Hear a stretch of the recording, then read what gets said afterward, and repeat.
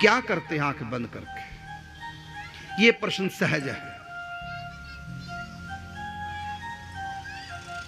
तुमने इस दुनिया को ही सब कुछ मान लिया, इस दुनिया से आगे भी एक दुनिया और है। संत आंख बंद करके उस दुनिया में प्रवेश कर जाते हैं। एक होती है जागृत अवस्था, एक होती है सुसुप्ति अवस्था, एक होती है स्वप्न अवस्था।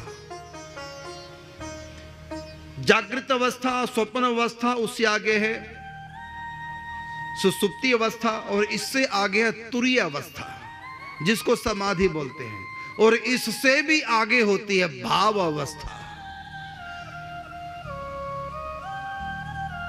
उस भाव राज्य में संत प्रवेश कर जाते हैं, जो साकार भगवान की उपासना करते हैं, जो निराकार परमात्मा की उपासना करते हैं।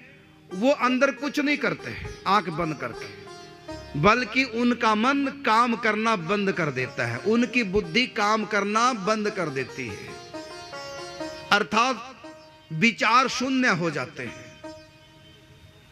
वो किसी का ध्यान नहीं करते जो निराकार की उपासना करते हैं, वो अपने आत्म स्वरूप में स्थित हो जाते हैं। अहम ब्रह्मास्मि सोहम तत्वमसि प्रज्ञानम ब्रह्म, अयम आत्मा ब्रह्म। वो आत्म स्वरूप में प्रतिष्ठित हो जाते हैं। वो मन से पार, बुद्धि से पार अपने निज स्वरूप में आ जाते हैं।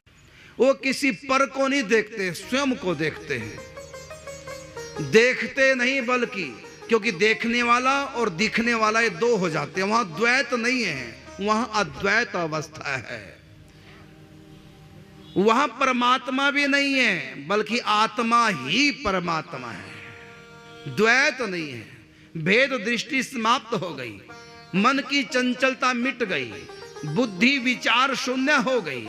उस समय समाधि में वो कुछ करते नहीं मन से, वहां मन है ही नहीं, ना वहां बुद्धि है ना वहां विचार है, विचार शून्य। लेकिन जब हम रात को सो जाते हैं गहरी नींद में, वहां भी हम विचार शून्य हो जाते हैं, मन भी उसकी चंचलता समाप्त हो जाती है। तो नींद में और समाधि में अंतर क्या है? समानता तो मैंने बता दी। समानता तो यह कि मन शांत हो जाएगा, बुद्धि विचार शून्य हो जाएगी, नींद में भी और समाधि में भी। बस नींद में और समाधि में अंतर इतना है कि नींद में व्यक्ति मूर्छित होता है, उसको अहम की भी खबर नहीं, अपना भी उसको पता नहीं, वो बेहोश है। लेकिन समाधि में बेहोशी नहीं होती, पूरा होश होता है, पूरी चेतना काम करती है, बुद्धि विचार शून्य हो जाती है, मन की चंचलता मिट जाती है। लेकिन फिर भी उसको अपना ज्ञान रहता है, मैं में प्रवेश कर जाता है, अहम ब्रह्मास्मि।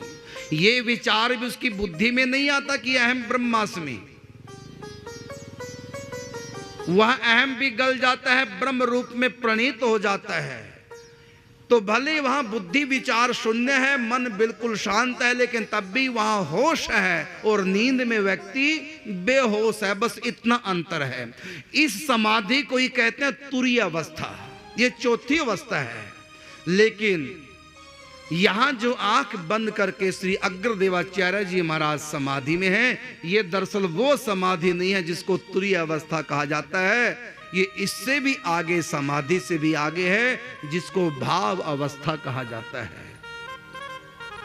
जिसको चैतन्य समाधि कहा जाता है,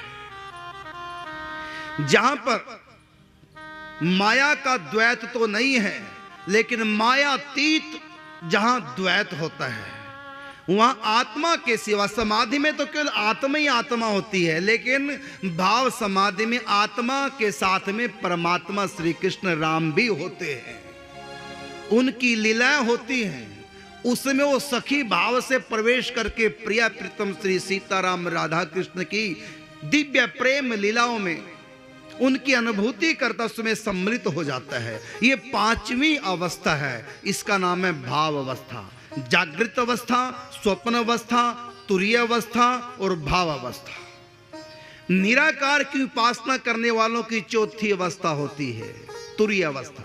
लेकिन साकार भगवान में जो आसक्त हो गए हैं, भक्ति प्रेम में जो आगे बढ़ चुके हैं, वो इससे भी, समाधि से भी आगे निकल जाते हैं, वो भाव समाधि में चले जाते हैं। ये स्थिति